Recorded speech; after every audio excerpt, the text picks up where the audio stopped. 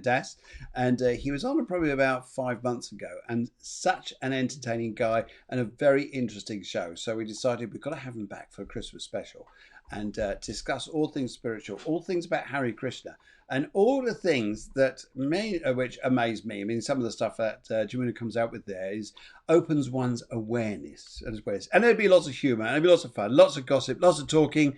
And before that, though, we're going to just do the title music just a second. But before that, though, how are you? You look well. You look well. Yes, I think you're ready to just put your feet up, smoke your pipe, put your slippers, put your pipe on and smoke your slippers, and have a great evening. How's that? So we'll start off like that. How's that?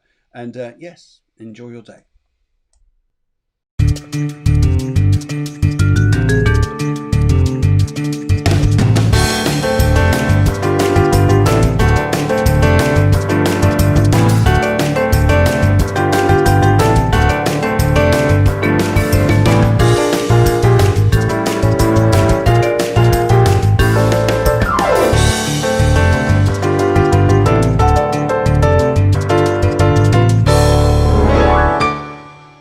Well, season's greetings to you all. I hope you're getting a bit more festive. You'll probably see the cafe getting a bit more festive over the next couple of shows or so, getting all ready for the Christmas season.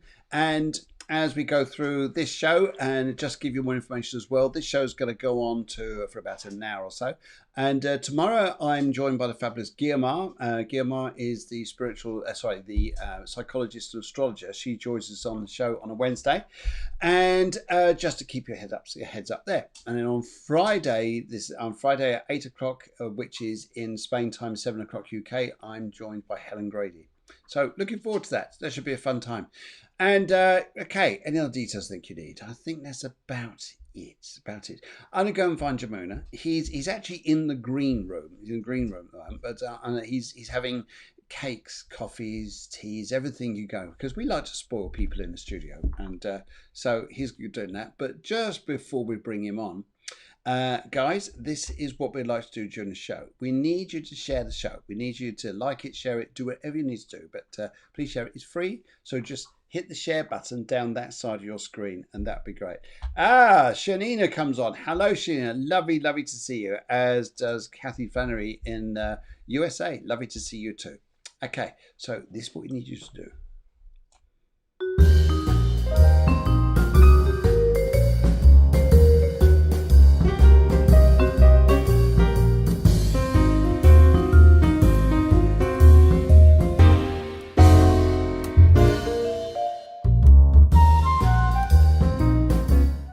Well, we dragged Jamuna out of the studio, and he is joining us now. So good evening, Jamuna. How are you, sir?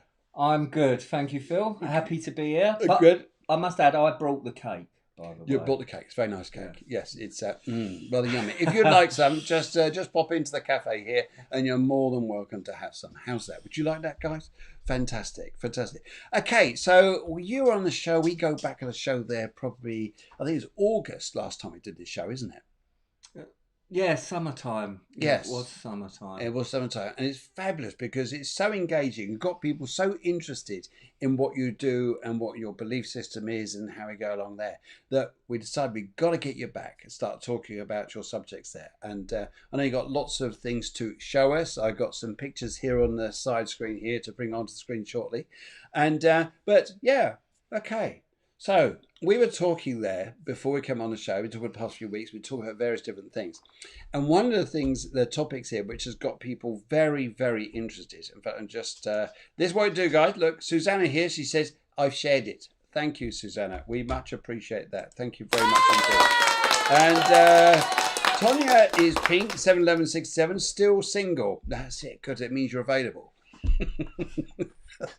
That's good, isn't it? I know you don't want to hear it that way, but we're just saying that we'll get Santa to get you something there to wish. Anyway, good. So, and also Susanna saying hello, and everybody else saying hello there. Fantastic. Okay, so maybe you've got some questions you want to know about Hare Krishna. We got Sri Hari Das. He was coming and says, evening all. Fantastic. Lovely to have you on the show. And we've got Helen Graham here as well saying good evening. That's fantastic. And what's okay? Purple, can you answer what the funny going things are that are happening in the house? Yes, that's probably Santa getting ready for the moment. Sorry, too much wrong humour, I know, but you'll never know. We'll go along that as we go through the evening. And okay, right. So we're discussing them because there's a chord that you were saying that sometimes the Hare Krishnas use a shell to do a chord. What is this? Yeah, right. This is a conch shell. A what shell? A conch A shell. Conch. Don't ask me what a conch is. Okay, I I haven't got a clue. Right? So the conch obviously lives in there at some a conch point. shell. So this is a conch shell. If you look on the front of a very famous book called the Bhagavad Gita, which translated actually means the song of God, right? Gita means song. Bhagavad Gita is the song of God. So it's the teachings that Krishna gave Arjuna on the battlefield of Kurukshetra. So there was a big battle when he gave these teachings, but Krishna was the chariot driver for Arjuna. And before the battle started, like all battles, they would blast the conch shell. And it's used in worship as well. When the curtains open in the morning for the deities, there's a little blast of the conch shell. It's very auspicious. And we're going to try and give this a little blast now. I can't wait. Get This some is fantastic. auspiciousness to the show. Hold on to your ears. Is this going to be loud? Is It might be, yeah. It's going to be loud. It's going to be loud. So therefore, hold on to your ears.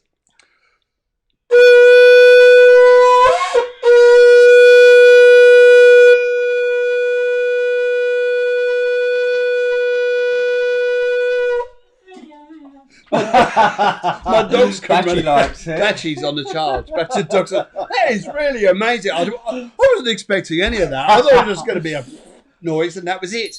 And we've got the little bell. Every time the bell rings, an angel gets his wings. Love that film. Oh, isn't that nice? Yeah. Isn't that nice? So there we go. We just want to say thank you.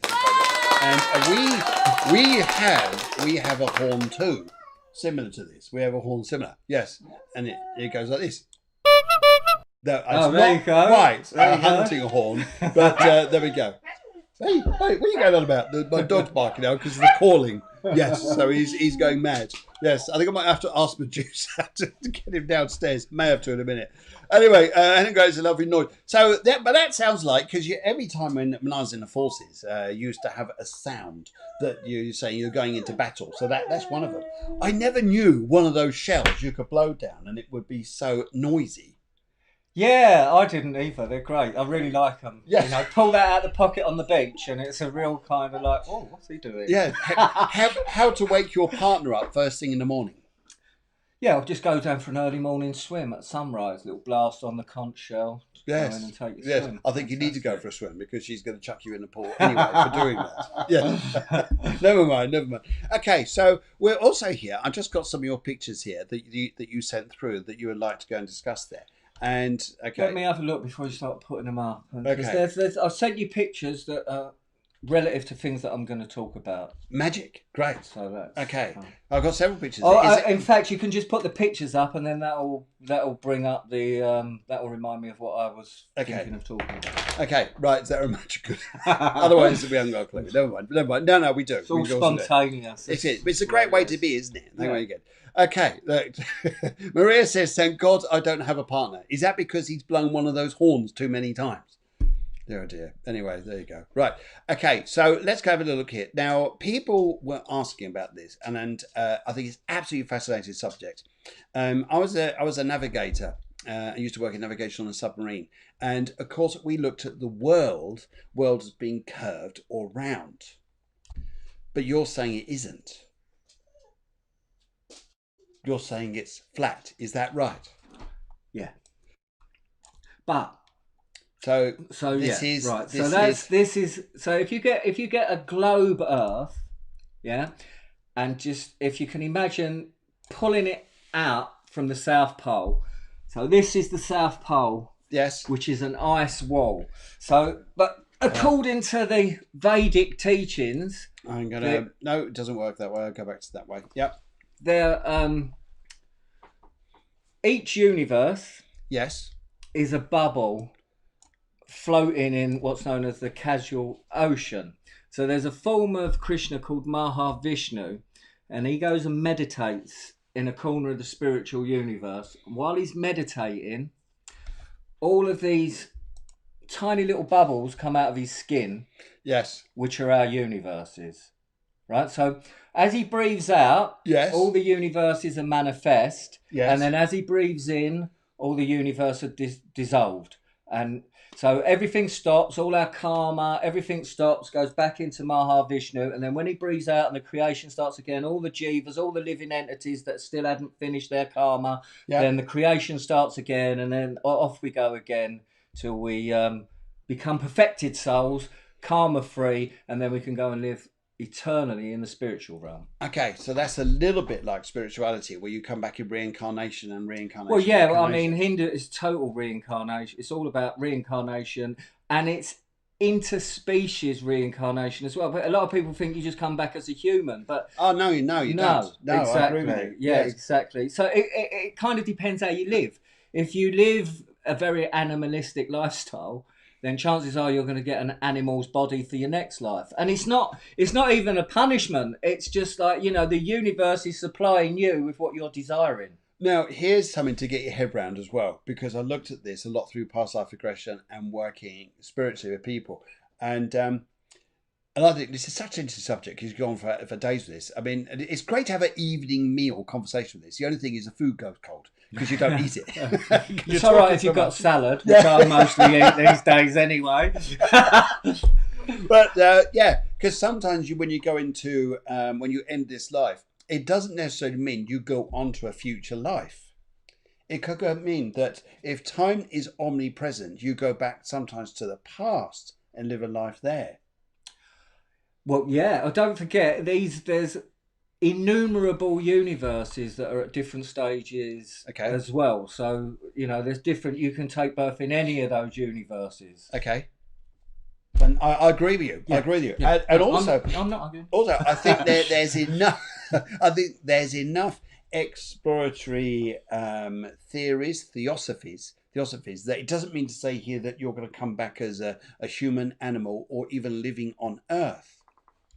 Yeah, I mean, there's exactly. I mean, there's some people, their behaviour is so bad that they're so awful, and you think to yourself, worm in stall is what comes to mind. So, there's a suitable birth for everybody depending on their actions. So you're saying what karma is now is what we've got to watch out for the future, for the next life. Yeah, karma. You've got karma coming from previous lives, and we're creating karma for our future lives as well. I think that's very true, because as we go, this is the journey, isn't it? This is a journey of souls, moving from one life to another. And each life we transcend to, we're bringing back something from the life we've just led. Yeah. Unless we clear it up. Exactly. So I mean, it's just like a big school of life. It is, isn't it? And we just keep coming back, getting trained till we learn how to live in a certain way, so that we fit in the spiritual realm. You can't have a load of people that are misbehaving in a place where everybody behaves in a certain way. It's like a club. To enter into the club, you have to be of a certain caliber. So, well, that is like the audience here. You're all of a certain caliber. Absolutely. You're wonderful people. You don't misbehave, do you?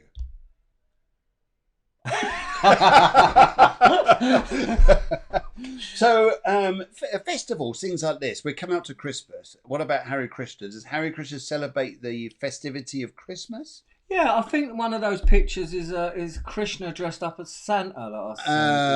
Yeah. She says, I think this is very nice. The big school of life. Yep, there she is. There she is. Hare Christmas. Hare Christmas. Oh, dear.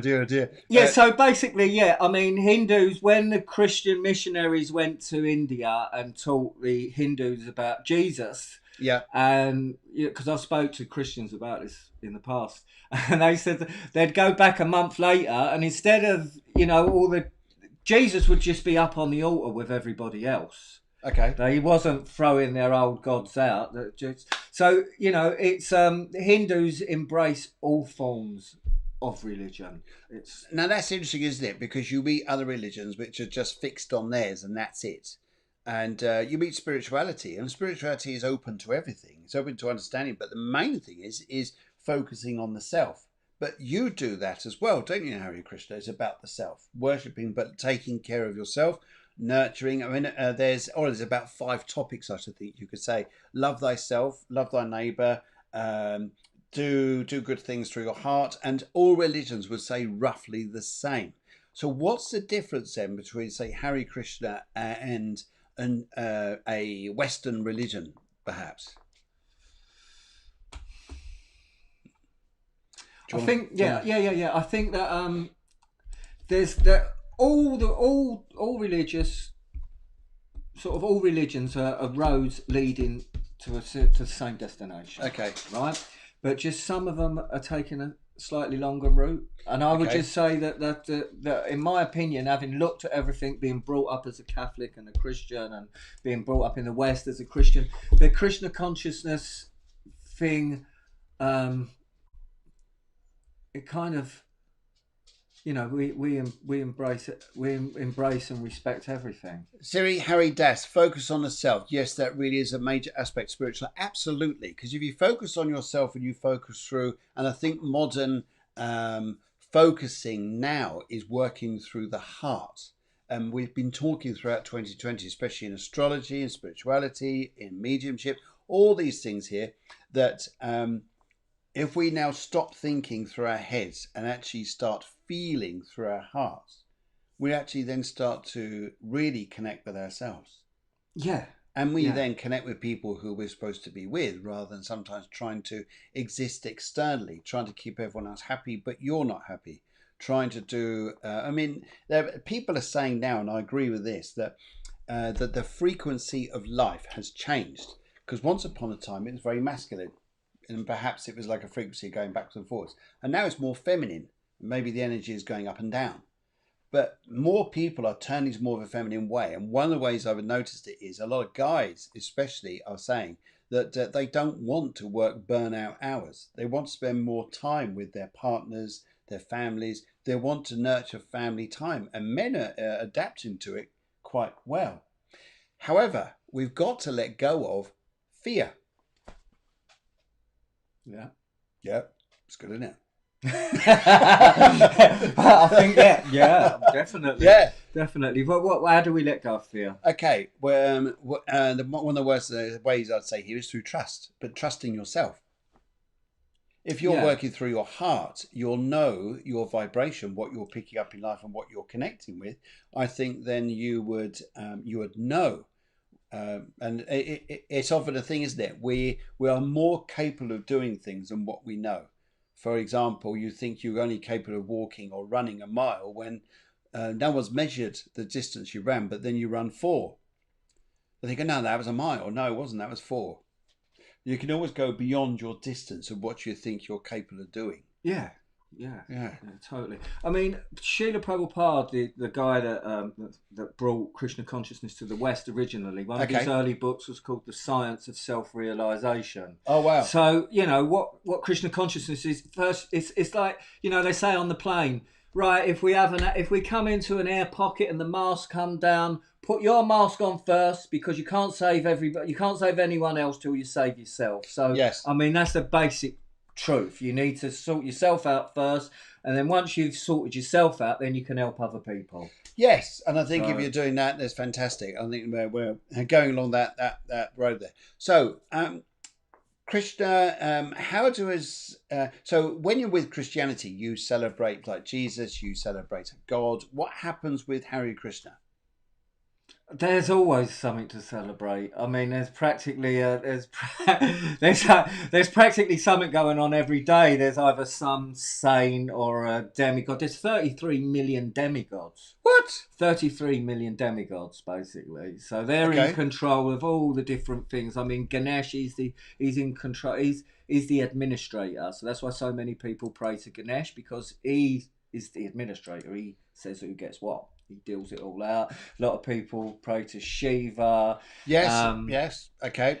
And there's so many demigods. They're in charge of all the different processes that human beings have to do. There's a demigod that's in control of that. So when you think you need to go for a wee, there's a demigod that's in control of that. When you think, so all these How processes that you think, you know, or the ones that seem to be happening automatically, there's a demigod that's in charge of that somewhere. So what about like, for example, here, because I believe in this, that if you're, you've got these gods, if you're working and you're doing things for the good, do those gods bring you like a fortune or like something like this? For instance, you work well on your karma. Do the gods then bring you something to harness your power to do something, to give celebration? I think with Hinduism, there's a specific ways of worshipping specific gods to get specific, very exact results. Okay. You know, so you know, there's a process that the girls would go and bathe in a river at a certain day, offering flowers to the Ganges at a certain moon, so that they would get a good husband and stuff like that. There's so many different rituals and worships. Okay, brilliant. We're just getting questions. We're getting things for people. They're saying that they shared it. Sandra Canini says hello. Very good evening to you. And okay, so Maria Shannon says, who's the demigod for karma? The demigod for karma. So is there? I don't know. Maybe Shri can help with that, right? Because the thing is, when I'm not sure. Okay. I know karma's an energy. I'm not sure who's actually in control of the energy of karma. Maybe Shri Hari can help. But when you become a Hare Krishna, then you don't have ordinary karma. So when you become a Hare Krishna, then Krishna personally takes an interest in you. Oh. And he deals, and your karma then is called Krishna karma, which is a different type of karma to what people who are not worshipping Krishna experience. And you notice that straight away? I think so, yeah. Okay. Yeah, I think things do start happening. I mean, in the early days, it's very reciprocative. Really crazy things happen, and you're like, oh my God, this is definitely the real thing. This is definitely for me.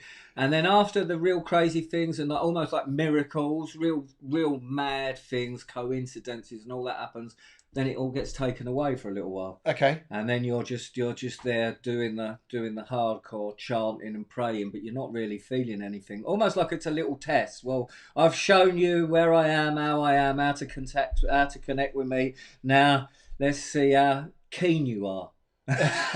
Well, that's it, isn't it? Because if you believe in something, you're passionate about something, it works, doesn't it? Yeah. Yeah. Tonya says that I'm living in India. Okay, I thought that you were living down the south of Spain. So have you moved? That's interesting. And are you doing anything out there to do with Hare Krishna or Hinduism, anything like that? Okay. Okay. No bad karma comes back quick. Good karma takes a while. I agree with that.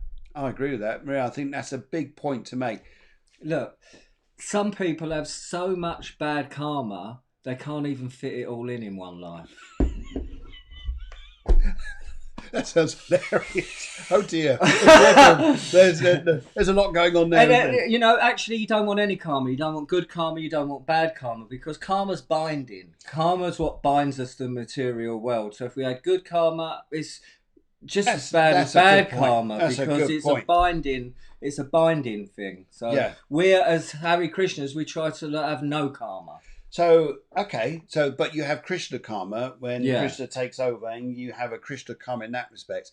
And Shanina says, I liked this. Okay, karma can't be good or bad, not dual. Okay, karma can't be good or bad, not dual. Okay, that's interesting. Okay, no, I like doing good, says Maria. She's right. Okay, Vishnu is the overseer of karma. This is interesting. Thank you very much. See, I don't think I didn't have Shri in the background for nothing. He's a little bit knowledgeable than me. That's fantastic. I'm just very common fella. I just know the basics. That's it. Well, no. I think you know a bit more than that, because a lot of the things that you talk about are interesting. So, what about beads? What's the beads in Hinduism? What do we have? What is the purpose of having? All right, beads? so I've got this bead bag. It's very dirty because I use it a lot. The reason we keep our beads in these bead bags, and I'll take the beads out, but we keep them in to keep them clean and so they don't touch the floor. Okay. Okay. Right. I think actually that there's.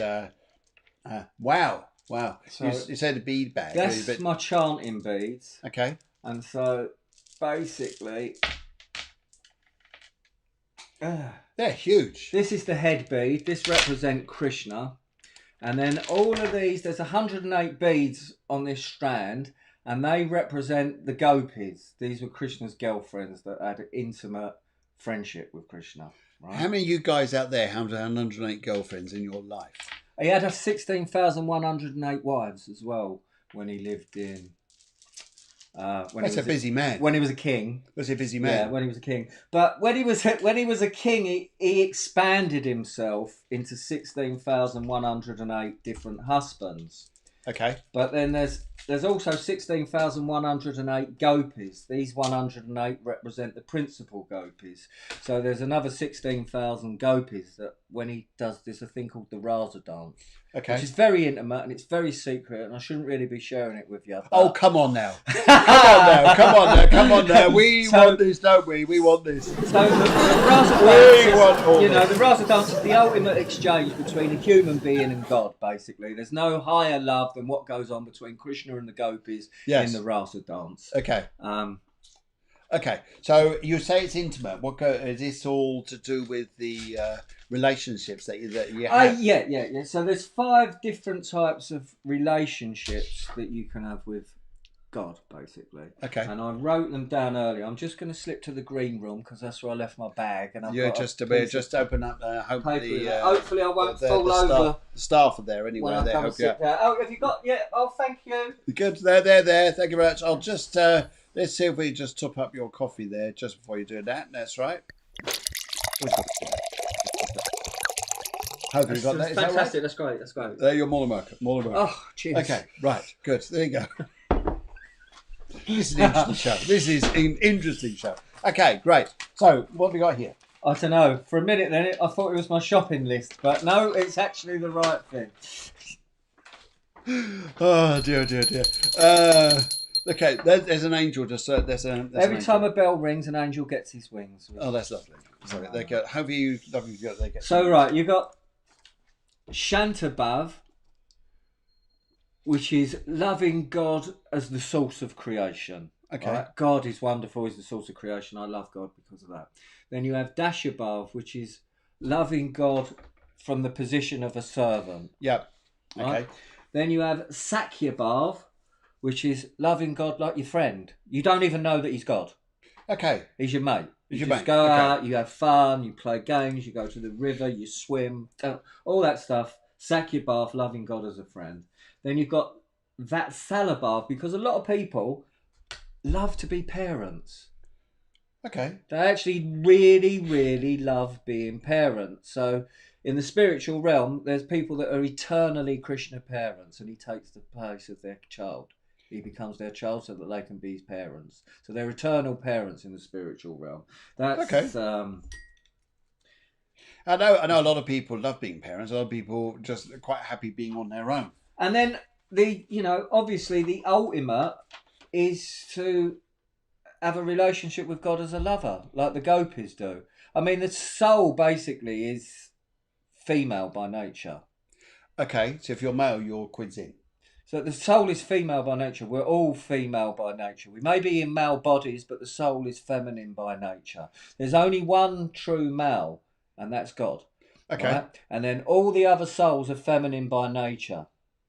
That's interesting, though, because a lot of people now say that modern religions now look at God as just being not sex orientated at all. Now that's a different thing altogether. Yeah, because there's two schools of thought in India, right? You've got the first school of thought is God is an energy who's able to manifest personalities. Okay. And he manifests different avatars, Buddha, this one, that one, Vishnu, and then Krishna. So God is an energy that manifests different entities. And then the other version is God is a person with mystical energies. Like we do as spiritual mediums and things like this, connecting in that way. Yeah, so God is a person with mystical energies rather than he's an energy that can take form as... So some people believe God's an energy that can take personal form, and some people believe that God's a person with incredible mystical powers. Okay. We got other people coming here. Madhuvrat.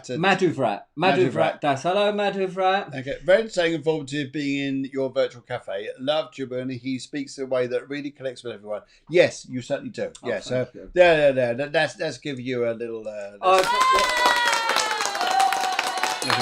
Fantastic. Another angel. Fantastic. So, Madhuvrat's great. Madhuvrat's a really good friend of mine, and he had a very, very intimate relationship with my Guru Dave. He travelled with my Guru for 5 years.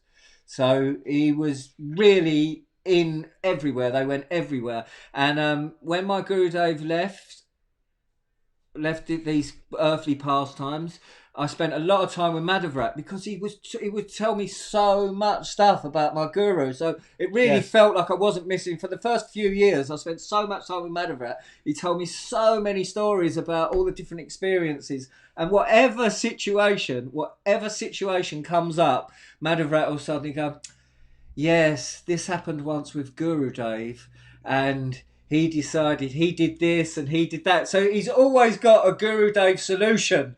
He's always got a Guru Dave solution for any problem. Any problem that ever comes up, Madhuvrat's the man with the solution. Oh, Guru Dave would have dealt with it in this way or that way. There you go. He's the man to go to. Yes. Madhuvrat. Okay, thank you very much for coming on. Lovely to see you on the show. Thank you for joining us.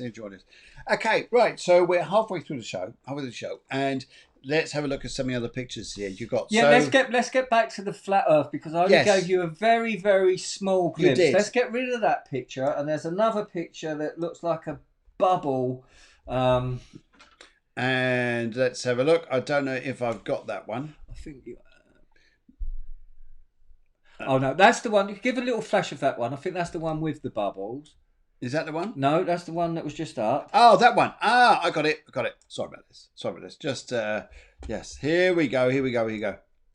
How is that? Look at that. What a picture. There you go. Wow. Right, we'll just bring that down a little bit. And then can you have more than one picture up at one time or not? Yeah, but you'll block us out altogether. What if you put it just above there? Okay, which one? The one with the Vishnu, with the blue, with the lots of bubbles. Now I did see that. So I think it's that one. Yes, I think you're right. Oh, yeah, is that the one? Yeah. Yes. Okay, so we're going to stick that up there. Okay. And look, we've even got it in line. How's that? Perfect. How's that? Is that nice? Make it a little bit bigger, maybe? I can. There we go. Can you all see that, guys? Right. Now, what you can do, guys, if you want to, especially if you go onto YouTube, which is still there, or on Cafe Clairvoyance, whatever you want to go and do, you can, on Facebook rather, you can put this up onto your big television screen. So back through there, and you can see all this. Anyway, but what we'll do, if you talk about one at a time, then what I can do, I can enlarge one over the other. Well, the top picture I've already spoken about, but you can enlarge that. Thank you very much. This is Mahavishnu meditating, and all of the universes are coming out the pores of his skin. Wow. Innumerable universes, all of those bubbles. And in each universe, if we go back to the other picture. Right, sorry, just get the technical person there to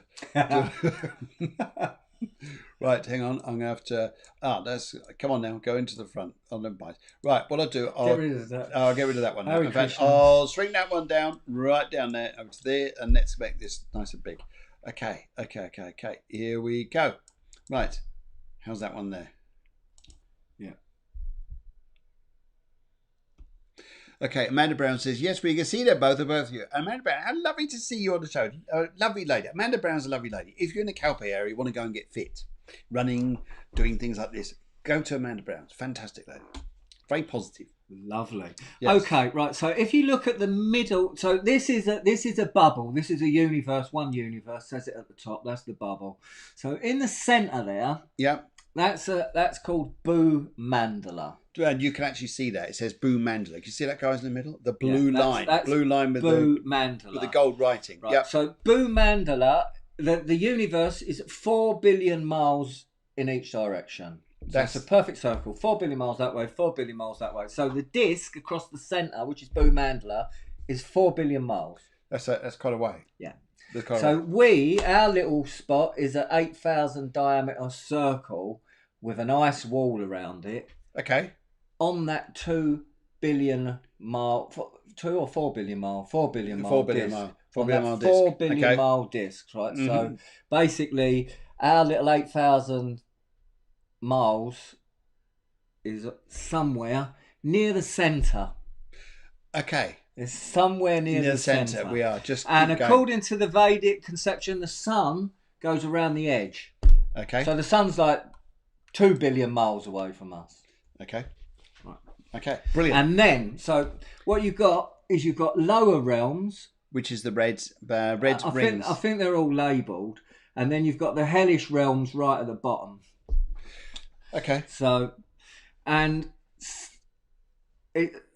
according to a lot of the gurus, the grey aliens are actually coming from the lower realms.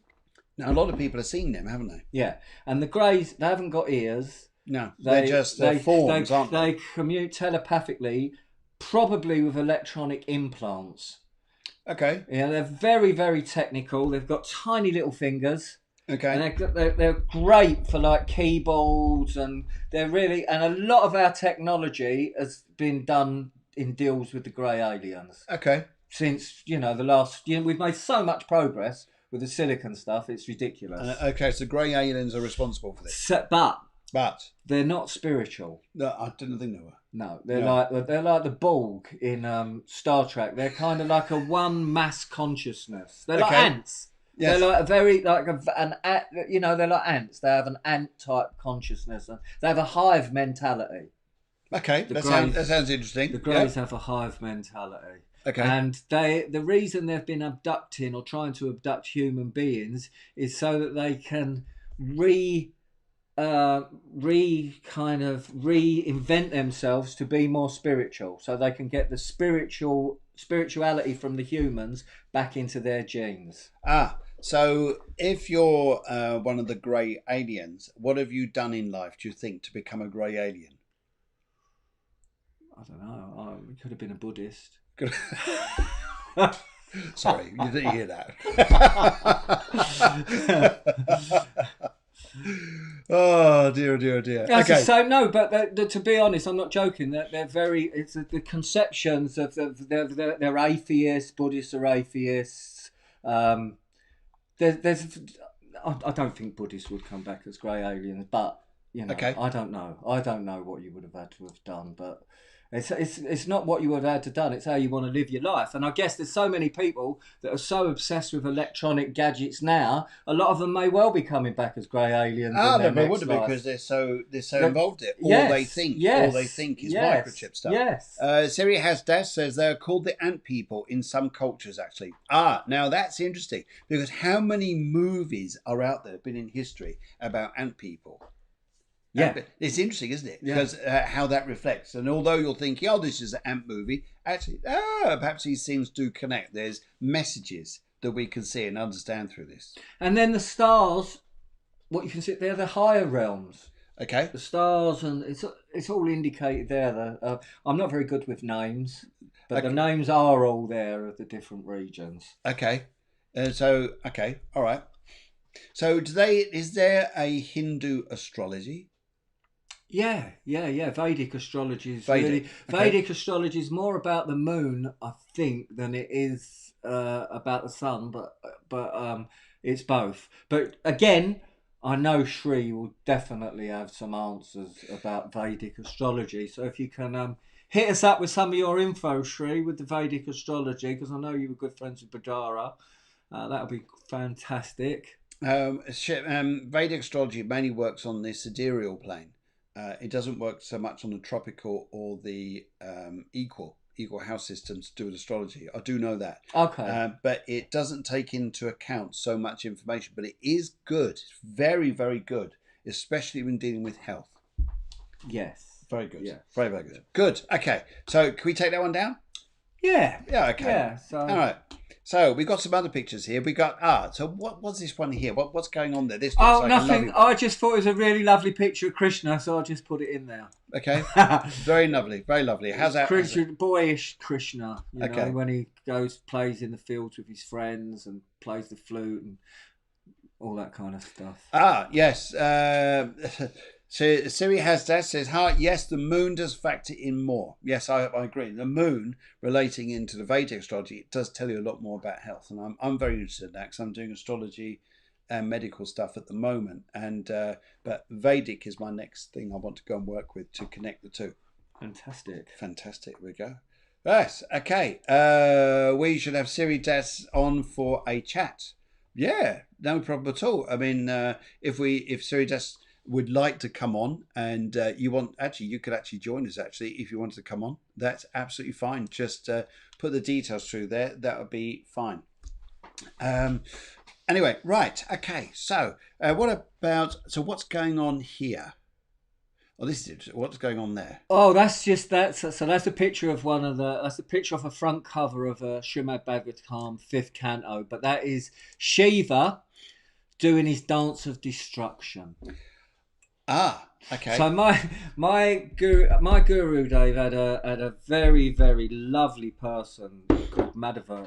He's now a guru now, Madhava Maharaj, that used to look after my guru. He served him intimately for 30 years. But I forgot what I was going to say now. So okay, let's go back to this. Yes. So this is Shiva doing his dance of destruction. And why do we need to do a dance of destruction? Right. So so basically at the end of creation, Shiva destroys everything. So Shiva does a dance of destruction, and the whole universe is once that's come to the end. Shiva does this dance of destruction, and the whole universe is destroyed. But all that's left is Shiva's. It's gone, and the spiritual world's there, but Shiva's abode stays. It stays in the material world, and it just stays in the spiritual world as well. So when the universe is gone, Shiva's abode is still there. Yes. Okay.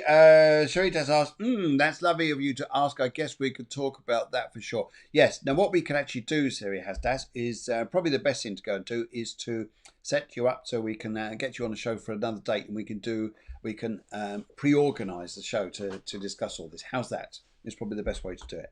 Brilliant. Okay, so looking at this here, and do you think the world has gone through, or the universe has gone through destructions already? Because you talk about like the dinosaur era, although that was possibly a meteorite. I say possibly because it could be something else that hit the Earth and destroyed Earth, and then humankind was evolved from there. It's a really, really, really long time scale, each creation and destruction. I mean, so basically a day of this is the time scale we're talking about. So a day of Brahma, and Brahma lives for 100 years, is 1,000 sets of kalpas, and each kalpa is about 9 million years. But we got quite a while then before the world's going to end. No, we're about 50 years into Brahma's life right now. Okay. All right. So yeah, we've got a little while. We've got a long while. But then you get the sets of yugas. Right? So I can't remember all their names. We're in Kali Yuga at the moment.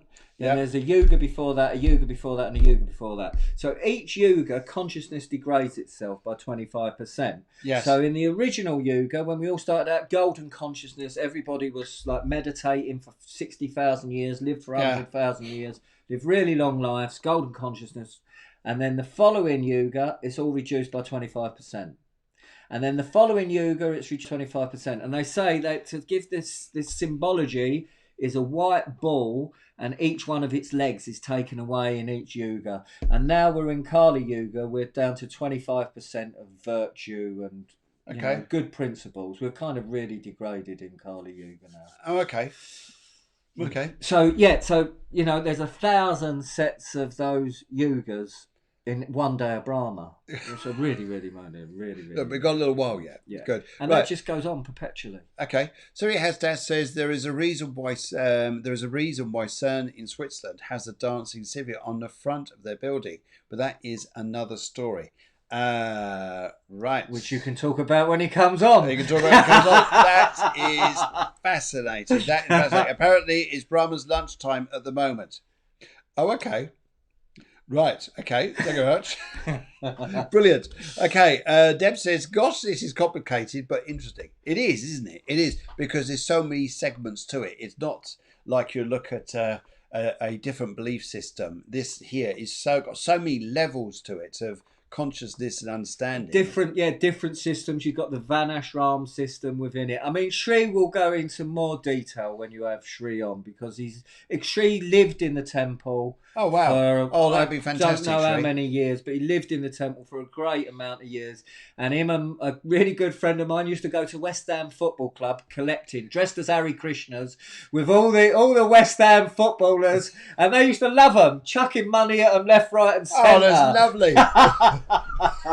It's funny, you don't see it like that, but when you talk to Hare Krishna people, it's lovely. You have a really good down to earth conversation about things, and no one's offended. Look, by different the bottom line, systems. anyone that spends any amount of time with any devotees and Hare Krishnas, if you spend a great deal amount of time, the thing that you'll be most impressed about is we've got a lot of joy.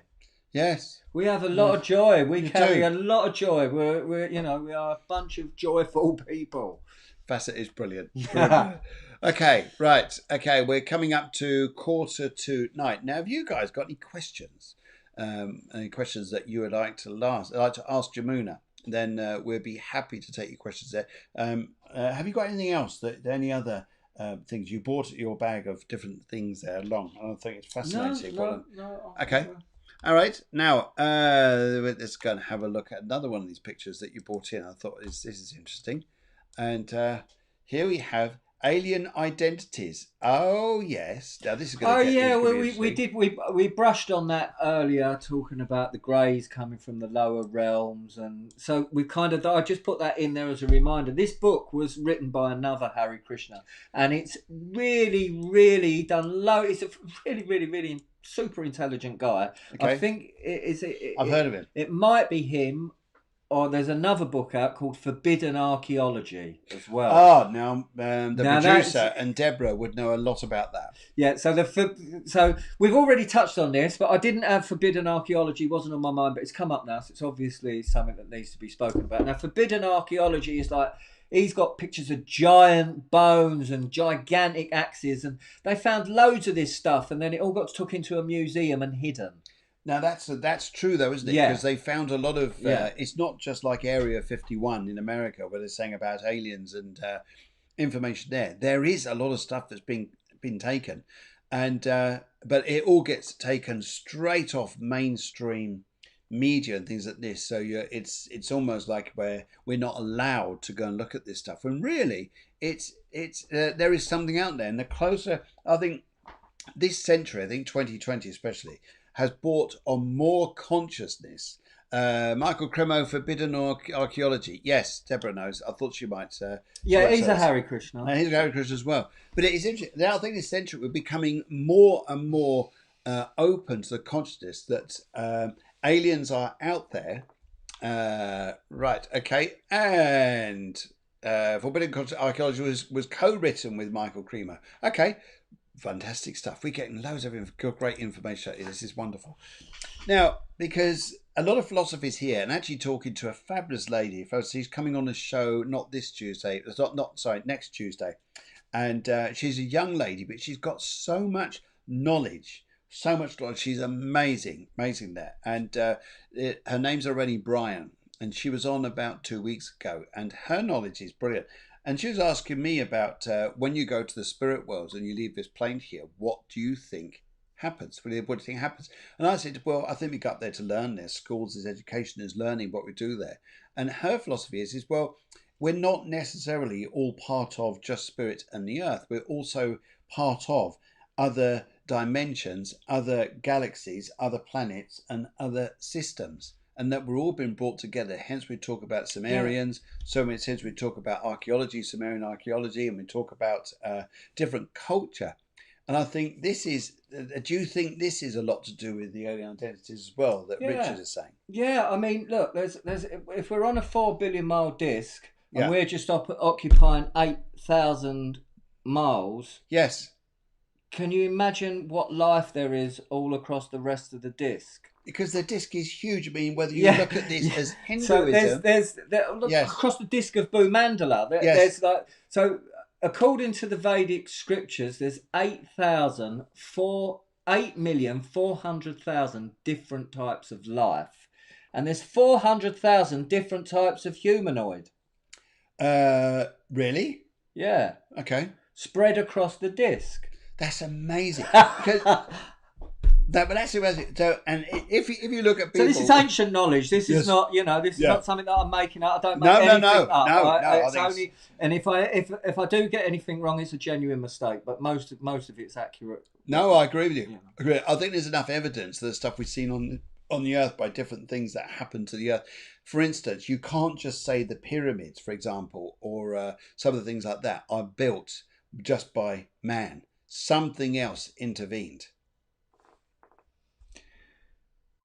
Possibly, or did we, were we more in control of the elements back in then when they built the pyramids? We could have were been. people left in mind, was they, let's come to the mystic powers, which I said we were going to talk about. Were people Yes. moving the stones Yes. with their Yes. minds? Now because when you talk to the Aborigines, they would talk about things about the mind, how they communicate through their minds rather than through normal consciousness. Right. Okay. Right. Okay. Let's go and have a look here. Now, Surrey Planet is the Earth Transit Station. We have come from all over the universe. Yes, I agree. Jupiter is the Universe Transit Station. And this is a playground where a lot of us come together. It is like chaos. It's like chaos. There's a rule for one thing that changes and goes on something else, and a transit station probably is it. It's like yes. Anyway, I could go into all sorts of things about that. Anyway, and this is nice, British. I actually think you have some good people on your show, but this is barking mad. He's hilarious. Well, that's Rina. Thank you so much, because we love having comments like that, and we love having. Oh yeah, no, I'm happy for that. I mean, there was a 15th century saint, 1486 he was born, called Chaitanya Mahaprabhu, and Yes. he was basically Krishna. He's the golden avatar. Yes. He started the Krishna consciousness movement in 1486. Okay. And when he wound up his pastimes, when he was ready to finish what he was doing, he sent a message to Nityananda, which was his brother, spiritual brother, or Nityananda sent a message to him saying, from one madman to another, it's time to close the shop. So I'm more than happy to be called a madman for talking about Krishna consciousness and Lord Chaitanya, because it's like, yeah, that's what you are. I think it'd be immensely boring to be anything else other than to say to try and say you're normal. And I think, as Maria's saying there, I agree. I think you've got to have crazy personalities in your lives, or people you say about. I wouldn't say you're mad. I think that this is barking mad as in funny. But it's hilarious. Now, this is interesting. Debs Harris says, I read that huge stones are moved by vibrations. Now, that is one thing that really is coming to light. And I was gonna touch on another subject. There's a personality called Narada Muni, and he plays the Veena, and he's a troublemaker. But the trouble that he causes, there's always a story, and it always ends up good for everybody. So right. Narada's the one that drops the little messages to people that gets out. He's a stirrer. He's a spiritual stirrer. Narada Muni. Okay. And he has the ability to travel all through the material universe, and he can go to the spiritual universes as well. He can go to both places. Okay. Now, his Veena, when he plays his Veena, the vibrations of his Veena can melt rock. Yeah. Yes. The vibrations, sound vibration is the most powerful thing. I think it is. Without a doubt. And that's what a mantra is. When we're meditating, when we're doing these mantras, we chant on these beads. So we just basically chant Hare Krishna, Krishna Krishna, Hare Hare, Hare Ram, Ram Ram, Hare Hare, and then move on to the next beat. But you're meditating on the sound vibration. That's what you're meditating on. That sound going into your heart. It's a huge thing. Now, sound vibration, I think, is massive. Siri Handy says, if you're not mad, you're mad. Absolutely. We're all mad. So there you go. We're all that because we're mad. We're normal. If there's such thing as normal. Shree grew up where I did in Dagenham, Church, Elm Park, Romford area. So you've got to be mad to grow up around there anyway, to be honest. It sounds so funny, this, because there were, where was it? Oh yes, they were saying out in Australia, the lady that I was talking to, and her name is Raven. She is saying here that she has an extraordinary group of people who are believe in vampires and things like this, and they do lots of magic and all this. And she's so fascinated. She said, and great. And she says, we all have these meetings. And she suspected there's some amazing place they go meet up. And it's literally down the cafe, down the road. They all go meet up down there to go and discuss. Yeah, you're expecting to meet at a dark mansion with candles burning and lightning. It's down the cafe. All the stuff. Yeah, exactly. Hilarious. Well, there you go. That's life, as I say. Right. Deb's made a good point about vibration. I don't know why, but Deborah's disappeared off the screen at the moment. I think there's an internet issue down there. Yes, we've got loads of comments coming in. Deborah's made a good point about vibrations. Unfortunately, we can't see it, but that may come up in a little while. But vibration and different figures of vibration, whether it's music, whether it's and how sometimes when you think about vibration and you go through the Om. Yeah, well, that's another meditation. That's a massive meditation. That's the universal language of vibration itself, isn't it? And I've actually sat in a circle with I think it must have been about 30, 40 people, and you had an inner circle, a middle circle, and an outer circle, and you're all chanting the Om, and it wasn't a particularly big room, and the whole place was shaking. Yes, it was amazing. It was amazing. It was a good thing. That cleared the energy. I tell you what, it just clears the energy out of your system, big time. Yes. Okay.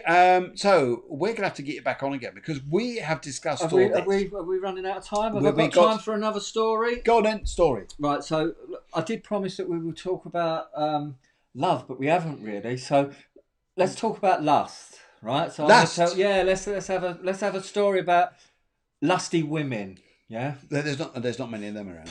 No, you're right. No, right. Anyway, so this story I'm going to tell you is also a story about mystic powers as well. Okay. Right? Oh right. Okay. Lusty women and mystic powers. Lusty women, mystic powers, and demon children. But so what's in the coffee? So basically, I can't remember the lady's name. Shri will know, but she had a husband and she was really, really lusty, wanted passionate sex. And traditionally, sex for spiritual people is more or less just for making children. Okay, right? So it's not for your own pleasure, but she wanted sex for her pleasure. She wasn't really worried about children at this time. She wanted sex for her pleasure. So her husband had sex with her. She wasn't satisfied, so he had to expand himself again into another form of himself, so that because he was a mystic, so he was able to do it. Yes, still not satisfied. So again, still not satisfied. This is gutting. So basically, he ended up having to expand himself 8 times before she was fully satisfied. And from that, we can ascertain that women actually need 9 times as much sex as men do to be fully satisfied. Is this true, ladies? Is this true? I think it is. In my experience, I think it is. Is this true? Come on, ladies. Come on, do you need sex 9 times more than men? Well, they must do, because if we had to have babies, we wouldn't have sex with anyone, would we? Let's be honest. Hang on, we've got 8 times. The producer's downstairs creasing herself. I can't understand her not satisfied with her husband. This is hilarious. Okay, but nowadays they got Viagra, is that right? So you don't need to expand yourself 8 times, 9 times. Well, I guess that does the same thing, doesn't it, really? You're using drugs instead of mystic powers. That's a common thing. We've got everybody laughing at the moment. This is hilarious. So we've got to just continue on a little bit of this. So mystic powers and emotions and relationships and women wanting more sex than men. I mean, but most men, they say, chemistry-wise, think more about sex than women do.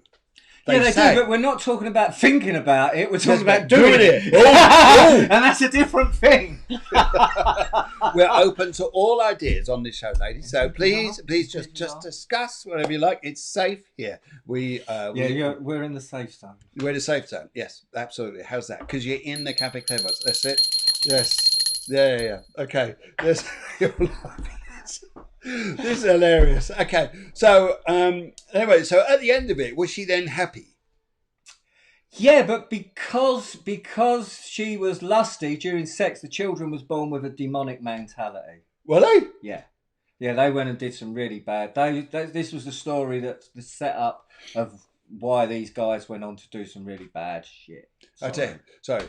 Bad poo. Yeah. Bad poo. Bad. Okay. Bad Okay. stuff. Okay. Right. Maybe. Shanina, you're coming on the show to discuss this. She says maybe he just didn't do it right. Well, he did in the end. In the end. One of these forms did it right, didn't it? Yeah, he must have Because done. she was satisfied in the end. In the end. Hopefully it wasn't the wrong end. Anyway. Oh, Phil. No. Well, you can take that how you like. No, I'm not taking it at all. This is hilarious. This is just too funny. Too funny. Okay, so we saved this bit for the last minute here. So, yes. Anything else about this? Because this is interesting because all you women have gone so quiet. You've gone silent. You're not owning up to things. Come on now. Tell us your truth. Well, they don't want us to know that. But don't they? Hang on. No. I think you're right. I think you're right. It's true. Yeah.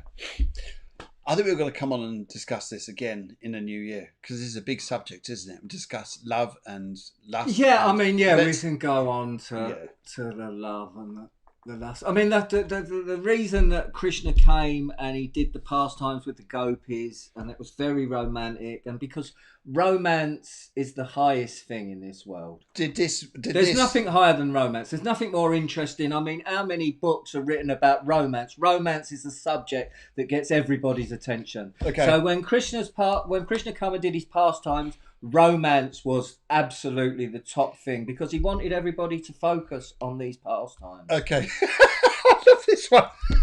Des Harris says it's so difficult to find someone who ticks all the boxes. Well, you've got to. Well, I understand, Debs, and it's nice to know that one of you've come forwards and with your little reindeer horns on there. So I think you're in the festive mood here. So I think that's hilarious. So okay, that's cool. So with romance and lust, do the two go together? Not really. Don't know. No, because lust is about wanting pleasure for yourself, and love is about giving pleasure to others. In my just my opinion. Okay. Yeah, so is there a bit in between where you connect two? That's a bit of a funny question. There's well, of course there's there's a transitional stage. We've got to discover the transitional stage where you're going from being a lusty person to a loving person. Lusty love, love and lust.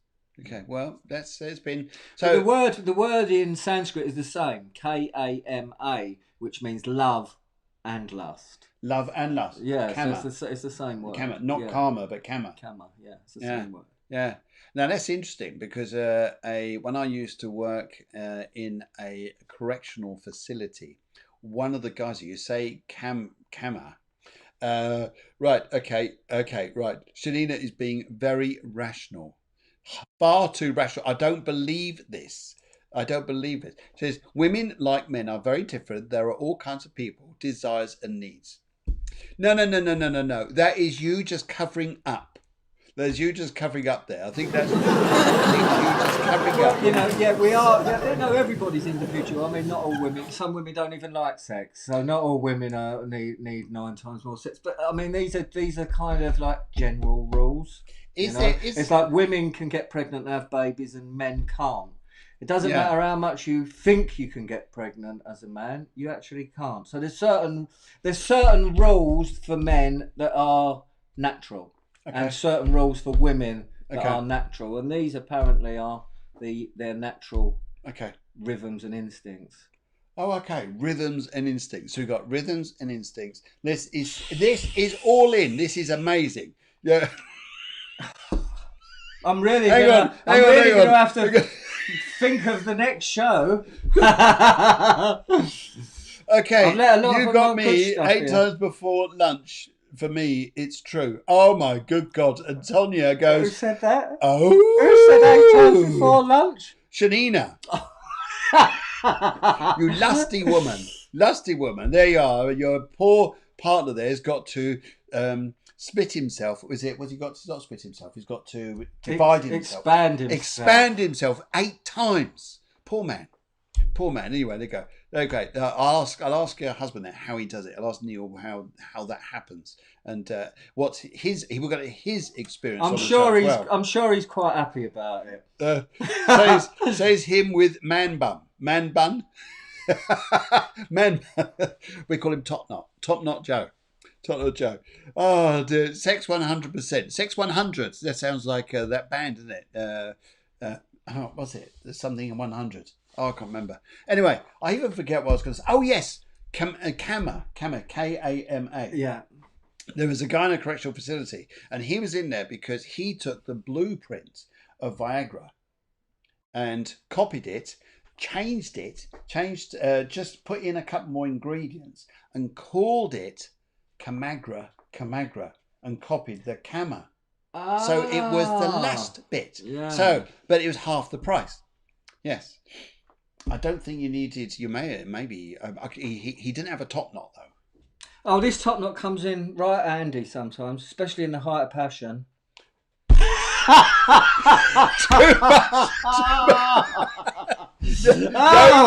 Don't tell me. In the height of passion, you hear.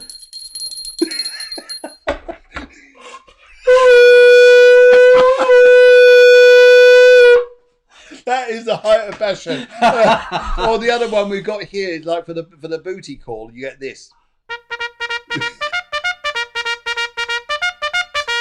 That could be passion. Could be. It's like you're calling. Anyway, on that, I think we need to wind this down. Yeah, but this has been hilarious. It's been great fun. I've really enjoyed myself. So this is all about and as well, I can't believe it was the Christmas special. I said to the guys at home. Some of you may have seen Maggie that was on here, and she was on last week. Has Walter been on or not? No. Okay, no. So you see Maggie. Well, Maggie and her boyfriend Walter and a couple of other people. We all live together. It's great. It's really, really, really good fun. I can't remember what I was going to say now. Yeah, but you were going to say that. Oh yes, we're going to do this again and then come back on again and talk about this. And I was saying about your knot on the top. Yeah, no, I can't remember now. I can't remember what I was going to say. Okay, us neither. They can't remember what we're on about either. No, we're tired now. It's getting to. We need to. Oh, the Christmas special. Oh yes. So I said to Maggie and that, I said they haven't said whether it's Christmas special. I said, but when I get on, I'm going to say to Phil. Deborah said I'm doing the Christmas special. Is that right? But when I come on, Phil said it was the Christmas special.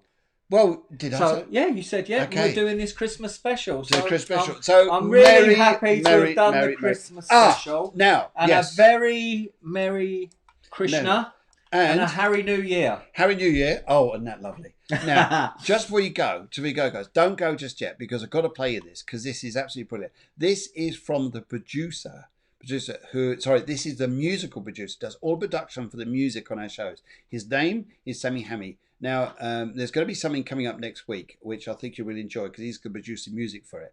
And let's have a look at this.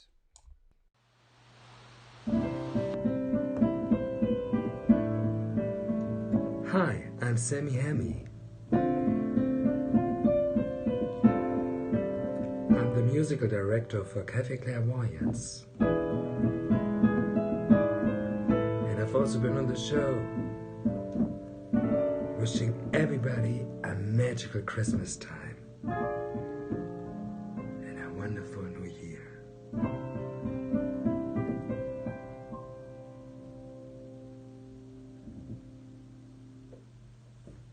Isn't that fantastic? That's Sammy. Sammy, I've got to say to you, man, this is a big, huge round of applause from us here. Massive one, because you are amazing. Yes, Helen Graham says, certainly different tonight. Yes, we've learned a lot of things. Yes. We're going off for a nice cup of tea, a bit of cake. And do you need to expand tonight? I haven't had to expand for a long time. Haven't you? No. Do you know how to do it? Well, no, because do you know what? I'm a Hare Krishna, right? So celibacy is kind of our thing, is our default setting anyway. So we don't kind of go out and try and sleep with people. Well, some of them do. Yes. But Yes. personally, I don't. So I'm not really worried. Yeah, we won't. Okay. Okay. Well, it's been absolutely fabulous having you on again, and I think we need to do another show at some point to discuss more these principles of. We got that transition line, especially. There's a lot of stuff. There's always loads of stuff to talk about with this. And I think we have to get Sri Hari Das on, and we need to obviously, I think, go and chat to. I'll just go and find him here. The other guy, Madhuvrat. Yeah. I think maybe what you should do is maybe I come in and we can have those two on the screen. So there's like 4 of us. Can you do that or not? I can do. No. We've got the technology. How's that, guys? Would you like that? So we should go and do that. Yes, I think it's great. I think it'd be really good. They're a good laugh. Both the lads were real good fun. So it'll be even more hilarious. I think it will be absolutely hilarious. Guys, thank you so much for joining us. We've had a brilliant show, brilliant time, and thank you for joining us. And we wish you a great evening. I'll be back tomorrow morning at 11 o'clock EU time, 10 a.m. UK, and also on Friday. But we'll see you very soon. But from us to you, Jamuna, thank you very, very much for coming in, and we'll see you. Hare Krishna, blessings. Hare Krishna, blessings. Fantastic. Right okay. Here. Guys, see you soon. Have a great evening. For myself and Deborah, the producer, thank you for watching the show. We have so enjoyed it. We laughed so much. And what is life all about? It is for laughing. No matter what the subject matter is, if we can laugh, we're having a great time and we are happy. Hare Krishna to you all. Happy Christmas to you all.